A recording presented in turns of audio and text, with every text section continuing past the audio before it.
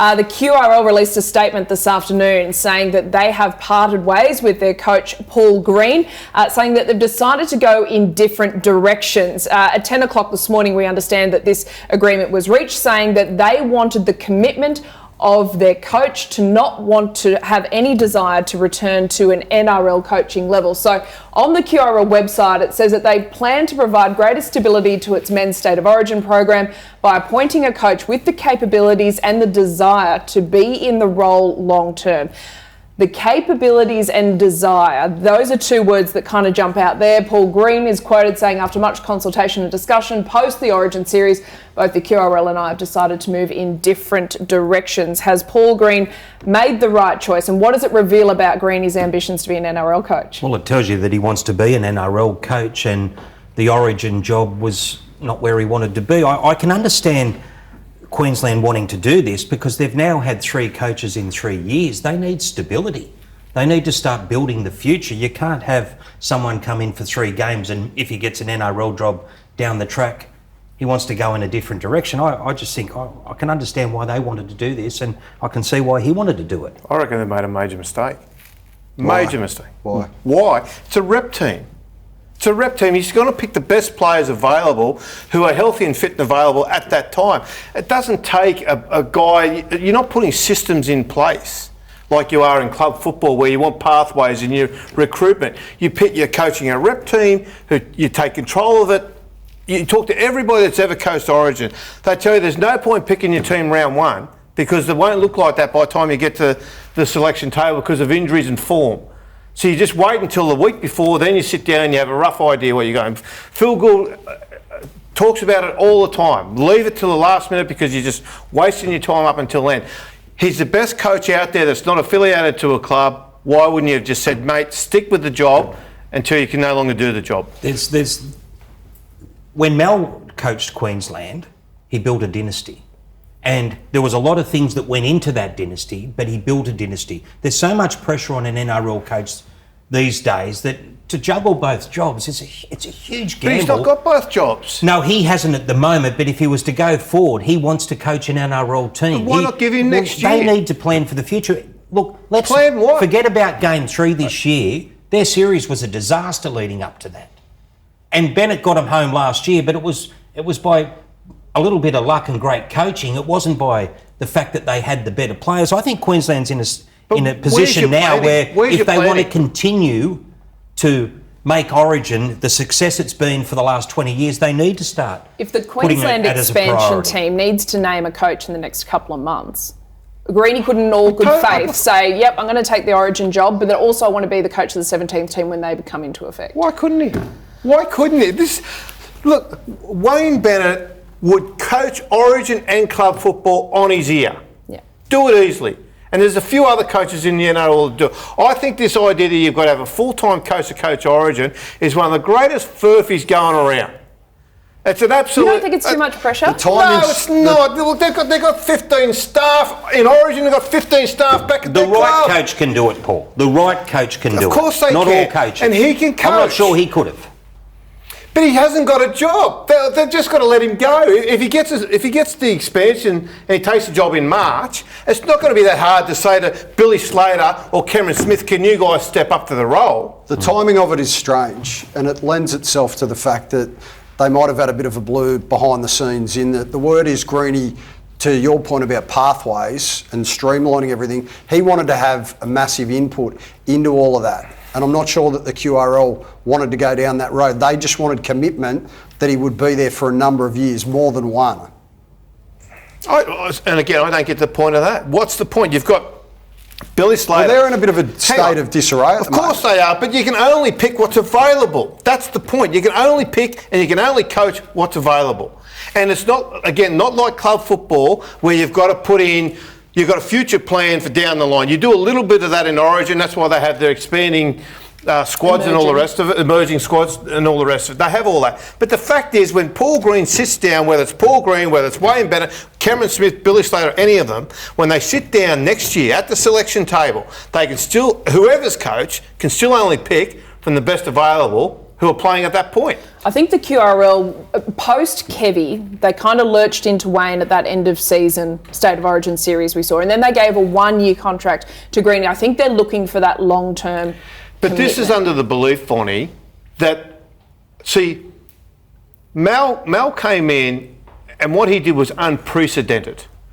But there's a hell of a lot of luck that went into that. There's a couple of series. There was a couple of series in that 8 in a row where they got very lucky. You remember the Justin Hodges Shepherd, which cost New South Wales. But it cost New South Wales. But instead of being 8 in a row, it was actually 3, 1, and then 4. It wouldn't look anywhere near as magnificent, would it? Okay. But second to that, he had a class come through that was extraordinary. He had Thurston replacing Lockyer, and then he had Cooper replacing Thurston. Like, seriously. Yeah. And New South Wales have now hit that purple patch where they've got Latrell Mitchell, Tom Trbojevic, James Tedesco, and Queensland don't have that. And we saw the results of that in this series. It's all about player strength. I don't see where all this planning and all this. This is just totally getting lost in the situation. Do you reckon last year's result was about player strength? When Queensland won?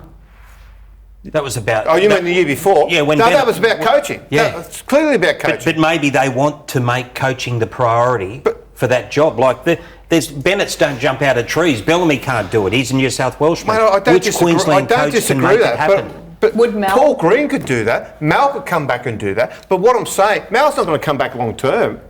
Maybe they wanted to change too, Paul. This is it. How much of a factor is the fact that they got lapped by 50 in the first game, were comprehensively beaten in the second game? The Courier Mail absolutely barbecued them. The Courier Mail absolutely barbecued them about a lot of goings on from within the camp. If that was a factor, they would not want long-term commitment. But it has to have been a factor. So the coach did a bad job and coached games 1 and 2. And now they've asked him for long-term commitment because he did such a bad job. Well, if they're going to go all in on him, they want to know that he's there for a couple of years. It's Queensland once again getting lost in Origin. What? What do you mean? You're on a roll. Lost in what? Because they've overcomplicated it. He's the best coach that's there right now. But Wayne Bennett doesn't have a job next year. I don't think. But Wayne is not going to ruin what happened last year by coaching next year. He's not going to do it. He got hit in the backside with a rainbow last year. Won the series. You got to make your own luck, Paul. Of course he did. Of course he did. He didn't. You know what he did? You know what he did most importantly? He picked the right team. He picked the team that beat New South Wales. So that's good coaching. Good coaching. You know what he did most importantly? He gave them confidence. When they got flogged in Game 2 last year and they walked off the fields with their heads bowed, Bennett picked them up. That's right. Remember the shots in the dressing room? He was sitting back laughing. Into a fun atmosphere. He said, boys, we're going home, we're going to win this game, and that's what they did. But going forward, this is where Queensland have to get it right.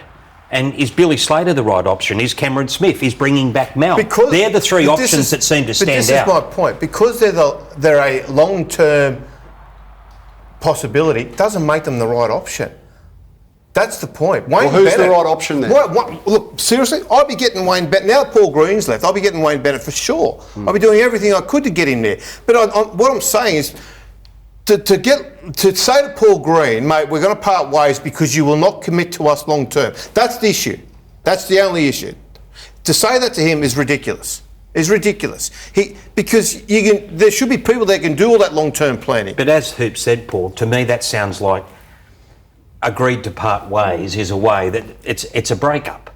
And I think Paul Green's happy to say, there's more to the story. I think Paul Green's happy to say, you know what, my priority is to be an NRL coach. So, gents, QRL, thanks for everything. If that's your decision, then I'm not going to give you my word that I won't go back to the NRL. Should it be offered? He shouldn't be asked to give his word. Of course he wants to go back to the NRL. But by the same token, he's not going to walk on a $300,000 a year job to stand in an unemployment line. But he has to now because they wanted a long-term commitment out of him. And now they've got no coach. And now, more than likely, if they don't get Mal to drop the Australian job to take Queensland again, which is a possibility, as I understand. But if they don't get him, then they're basically two options, are two rookie coaches in Cameron Smith and Billy Slater who have never coached anything, as intelligent and as great players as they were. Could Slater and Smith be assistants to Mal or Bennett and get a little bit more experience that way? Of course they, and they probably will. They probably will, but There'll that be the doesn't make conversations going on But at the that doesn't moment. make them ready to take the job. Paul Green was a premiership-winning coach, and to your point, he was out coaching games 1 and 2. They just did not hit the mark like they should have. So what does Greeny do from here? Queensland expansion, West Tigers. There's only a limited amount of jobs as a head coach in the NRL.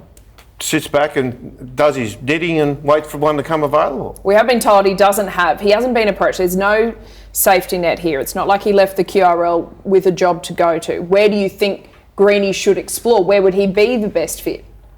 He takes up what he can get. That's what happens. He was moved on from the Cowboys. He won a premiership there. He made a grand final in 2017.